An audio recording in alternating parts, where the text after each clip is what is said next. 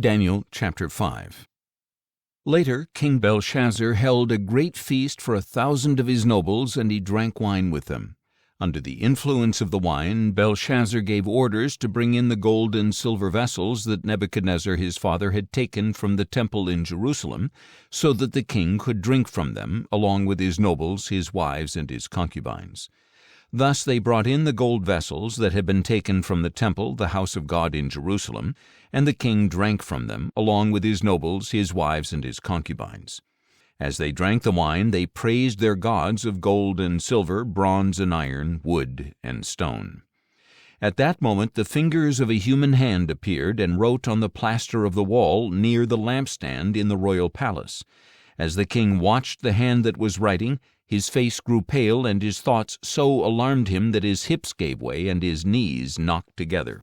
The king called out for the enchanters, astrologers, and diviners to be brought in, and he said to these wise men of Babylon, "Whoever reads this inscription and tells me its interpretation will be clothed in purple and have a gold chain placed around his neck, and he will be made the third highest ruler in the kingdom." So all the king's wise men came in, but they could not read the inscription or interpret it for him. Then King Belshazzar became even more terrified, his face grew even more pale, and his nobles were bewildered. Hearing the outcry of the king and his nobles, the queen entered the banquet hall. "O king, may you live forever," she said. "Do not let your thoughts terrify you, or your face grow pale. There is a man in your kingdom who has the spirit of the holy gods in him. In the days of your father he was found to have insight, intelligence, and wisdom like that of the gods. Your father, King Nebuchadnezzar, appointed him chief of the magicians, enchanters, astrologers, and diviners.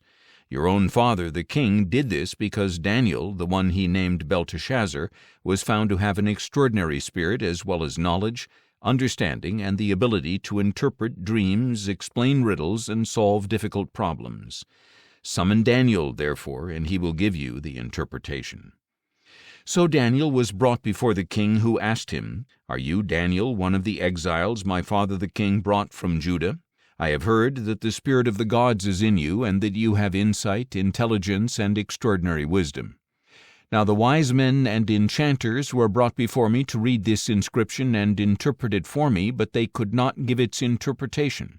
But I have heard about you that you are able to give interpretations and solve difficult problems. Therefore, if you can read this inscription and give me its interpretation, you will be clothed in purple and have a gold chain placed around your neck, and you will be made the third highest ruler in the kingdom." In response, Daniel said to the king, "You may keep your gifts for yourself and give your rewards to someone else. Nevertheless, I will read the inscription for the king and interpret it for him. As for you, O king, the Most High God gave your father Nebuchadnezzar sovereignty and greatness, glory and honor. Because of the greatness that he bestowed on him, the people of every nation and language trembled in fear before him. He killed whom he wished and kept alive whom he wished. He exalted whom he wished and humbled whom he wished. But when his heart became arrogant and his spirit was hardened with pride, he was deposed from his royal throne, and his glory was taken from him. He was driven away from mankind, and his mind was like that of a beast. He lived with the wild donkeys and ate grass like an ox, and his body was drenched with the dew of heaven until he acknowledged that the Most High God rules over the kingdom of mankind, setting over it whom he wishes. But you, his son, O Belshazzar, have not humbled your heart, even though you knew all this. Instead, you have exalted yourself against the Lord of heaven. The vessels from his house were brought to you, and as you drank wine from them with your nobles, wives, and concubines, you praised your gods of silver and gold, bronze and iron, wood and stone, which cannot see or hear or understand.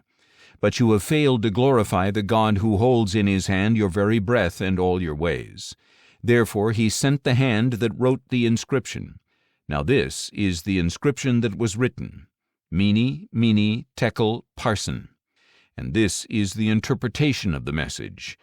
Mene means that God has numbered the days of your reign and brought it to an end. Tekel means that you have been weighed on the scales and found deficient. Peres means that your kingdom has been divided and given over to the Medes and Persians.